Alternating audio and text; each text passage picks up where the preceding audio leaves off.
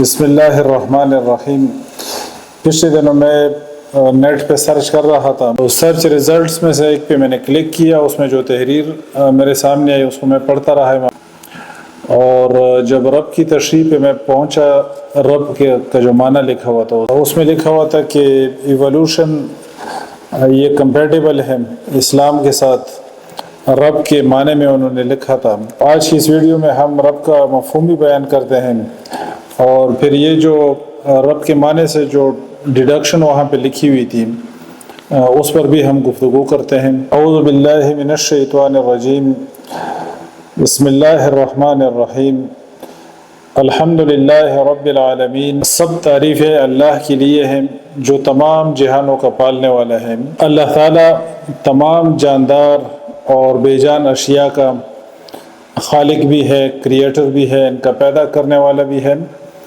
اور ان کو پالنے اور سنبھالنے والا بھی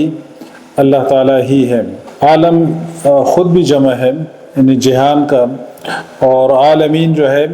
یہ اللہ تعالیٰ کی ربوبیت، اس کی کامل ربوبیت کے اظہار کے لیے یہاں پر عالمین کو لایا گیا۔ الحمدللہ رب العالمین۔ اور رب کا معنی ہم نے اپنی جو انگلش کی بک ہے اس میں بھی رب کا یہ معنی ہم نے لکھا ہوا ہے کہ رب جو ہے یہ اللہ تعالیٰ کی ایک بہت ہی کمپریہنسو ایٹریبیوٹ ہے، جامع جو ہے نا اللہ تعالیٰ کی صفت ہے، اور اس کے مفہوم میں کریٹر، خالق، اونر، مالک، سسٹینر اور چیریشر، پرووائڈر، گارڈین، ساورن، خود مختار، اور ruler, organiser, giver of sustenance to creation, مخلوق کو رزق دینے والا، روزی دینے والا، اور preordinance for each sphere of capacity, یعنی مخلوقات کے لیے ایک اسفیئر پری آرڈینس کرتا ہے، اسفیئر آف کیپیسٹی، اور اس اسفیئر، اس دائرے کے اندر وہ مینس پرووائڈ کرتا ہے، اسباب پرووائڈ کرتا ہے جس کے ذریعے سے it attains its goal of perfection, وہ مخلوق جو ہے نا اپنے پرفیکشن کی طرف جاتی ہے۔ اسی طرح ہم نے اس انگلش کی بک میں یہ بھی لکھا تھا کہ رب جو ہے یہ کبھی پرورش کرنے والے کے لیے بھی بولا جاتا ہے، جس طرح سورہ یوسف میں مصر کے بادشاہ کے لیے بھی رب کا لفظ استعمال ہوا ہے۔ تو سورہ یوسف میں مصر کے بادشاہ کے لیے رب کے لفظ کا استعمال ہونے کا مطلب، یعنی انسان کے جو شایع نشان اس کا مطلب ہے وہ مراد ہے، اور اللہ کے لیے جب رب کا لفظ بولا جاتا ہے تو اس میں پالنے والا، پیدا کرنے والا، روزی دینے والا، اور ساورن، رولر، آرگنائزر، اور جتنی چیزیں اس کے مفہوم کے اندر داخل ہیں وہ اس سے مراد ہوں گی۔ اور رب کا معنی یہ بھی لکھا گیا ہے کہ تمام مخلوقات کی تمام ضروریات کو بروقت پورا کرنے والی ذات، اور اس کو رب کہتے ہیں، جو کہ تمام مخلوقات کی تمام ضروریات کو بروقت پورا کرے، یعنی آسمانوں میں جو مخلوقات اس نے پیدا کی ہیں، اور سمندروں میں، اور خشکی میں، اور تری میں، اور جنگلوں میں،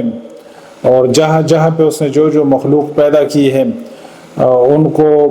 رزق پہنچانا، ان کو پالنا، ان کو سنبھالنا، اور ٹائملی ان کی ضروریات پوری کرنا، یہ اللہ تعالیٰ کی صفت ہے، تمام مخلوقات کی تمام ضروریات کو بروقت پورا کرنے والا۔ اور مفسرین نے لکھا ہے کہ عالم جو ہے عالم جنس ہے، یعنی جن جو ہے یہ الگ عالم ہے، انسان الگ عالم ہے، اور اسی طرح پرندے ہو گئے، برڈز ہیں، اور اسی طرح جانور ہیں،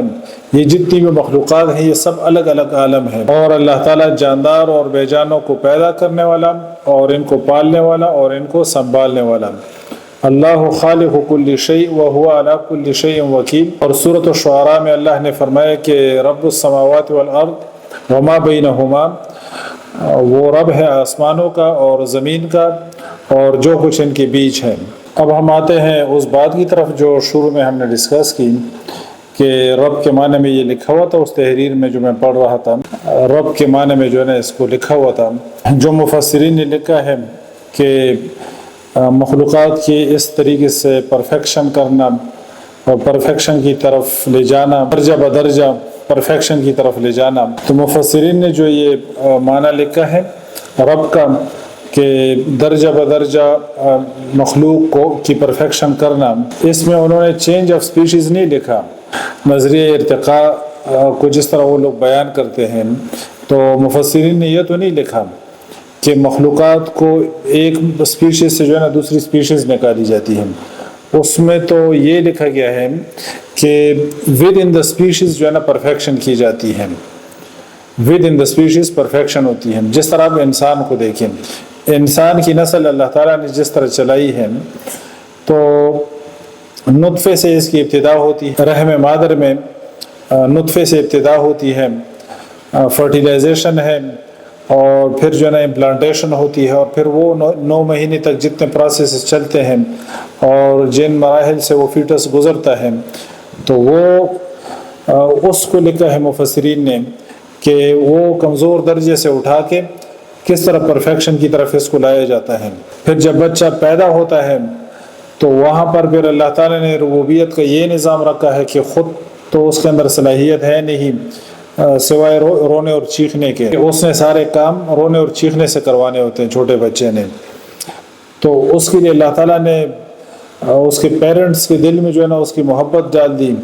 وہاں پہ اس کی ضرورت ہے، بچے کی وہ ریکوائرمنٹ ہے، اس کی پرورش کے لیے، اس کے پالنے کے لیے ضرورت ہے کہ اس کو فیڈ کروایا جائے اور اس کی صفائی کی جائے اور اس کو چیزیں پرووائڈ کی جائیں. تو اس کے جو ماں باپ ہیں ان کے دل میں اللہ تعالیٰ اس کی اتنی محبت ڈال دیتے ہیں کہ وہ اس میں لگے رہتے ہیں. اللہ تعالیٰ نے اسباب کی دنیا میں اس کے لیے یہ ایک سبب پیدا کر دیا، تو پھر وہ جوانی کے پیک کے ایک زمانے تک اس کو لے جاتے ہیں. اور اس طرح ہر ٹائم پہ ہر دور میں اللہ تعالیٰ نے اس کے لیے وہ اسباب رکھے ہوتے ہیں کہ اگر فرٹیلائزیشن ہوتی ہے تو فرٹیلائزیشن کے لیے جو ریکوائرمنٹس ہیں اور اس کے لیے جو انوائرمنٹ چاہیے، جو ٹیمپریچر چاہیے، اس کی امپلانٹیشن کے لیے جو سوٹیبل جگہ چاہیے، اور پھر 9 مہینے تک جتنے پروسیسز چلتے ہیں، اس کو آکسیجن کی سپلائی چاہیے، اس کو نیوٹریشن چاہیے، اور اس کی جتنی ضروریات ہیں وہ ساری ضروریات پوری کی جا رہی ہیں. ٹھیک ہے، یہ سارا کچھ اللہ تعالیٰ کی حکمت سے ہو رہا ہے، اس کے حکم سے یہ سارا کچھ ہو رہا ہے. اور پھر پیدائش کو دیکھیں اور پھر جو ہے نا اس کی پرورش اس کے بعد دیکھیں، پھر جس وقت پہ اس کی جو ضروریات ہیں اللہ تعالیٰ جو ہے نا اس کو پوری کر رہے ہیں. تو یہ پرفیکشن ہے ود ان دا اسپیشیز. یہ تو نہیں کہ خرگوش سے جو ہے نا لومڑی نکل رہی ہے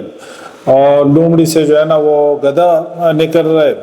اور گدھے سے آگے جو ہے نا زرافہ نکل رہی ہے. مفسرین نے یہ اب رب کے معنی میں یہ مطلب کہ کیا بیان کر رہے ہیں آپ لوگ. تو رب کے معنی میں تو یہ چیز اصل میں شامل ہے نا کہ within the species perfection ہو رہی ہے. چاہے آپ کسی بھی اسپیشیز میں لے لیں، آپ انسانوں کو لے لیں یا دوسرے جو جانور ہے، پرندے ہیں، جتنی بھی اسپیشیز ہیں، تو with in the species perfection ہے نا کہ اس کو کمزور درجے سے. ٹھیک ہے، ایک بیج کو آپ دیکھیں، بیج کیا چیز ہے اور بیج کتنی چیز ہے. ٹھیک ہے کہ آپ اس کو زمین میں پھینکتے ہیں اور نرم بیج زمین کو پھاڑتا ہوا جو ہے نا باہر کی طرف نکلتا ہے اور پھر ایک تناور درخت بنتا ہے اور پھر وہ پھلدار ہوتا ہے اور پھر وہ کتنے اس سے فائدے لوگ اٹھاتے ہیں. تو اس کمزور درجے سے اٹھا کے اس کو پرفیکشن کی طرف لے جایا گیا. تو یہ رب کا معنی ہے. یہ تو نہیں کہ آپ خرگوش سے جو ہے نا کبوتر نکال رہے ہیں اور کبوتر، یہ رب کا آپ کون سا معنی بیان کر رہے ہیں. اور پھر آپ ایولیوشن کو رب کے معنی میں انکلوڈ کر رہے ہیں. تو ایولیوشن میں تو ہارسز کا لکھا ہے کہ جو گھوڑوں کی پرانی قسمیں تھی ان میں 33 پیئرز تھے، غالباً 33 پیئرز تھے کروموسومز کے.